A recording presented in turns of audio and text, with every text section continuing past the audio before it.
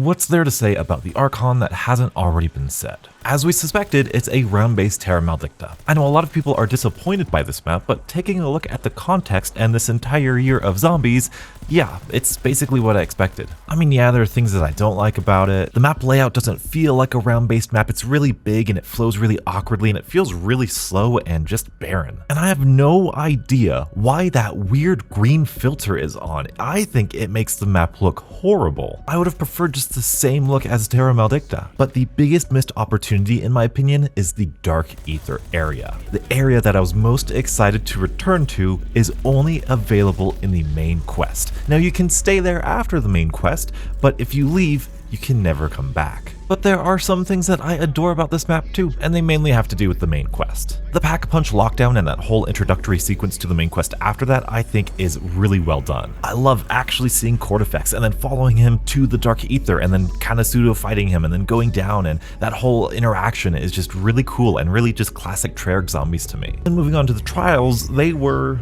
okay. They were inoffensive, nothing terrible. The best one was definitely the one where you have to memorize the runes and then have to complete the challenges for a minute after. It really seems like Treyarch is playing around with the idea of bringing back the Gauntlet mode from Black Ops 4. Treyarch said they spent most of their development time developing the boss fight, and it shows. I think this boss fight is really fun. Obviously, it being in the Dark Aether area, I'm a little bit biased because it's my favorite thing about the map, but I like the little pseudo puzzle that you have to solve, shooting the crystals to get the stone, throw into the plants to get another stone, and then throwing those stones at the bigger stones in the air, which I thought was really cool. It brought back that sense of scale that I think Cold War didn't really do well. Speaking of scale, Big Cordyceps was also really cool to see. It was a really enjoyable boss fight. But then the weirdest thing happens after the boss fight. There's no dialogue, there's no cutscene, it just ends.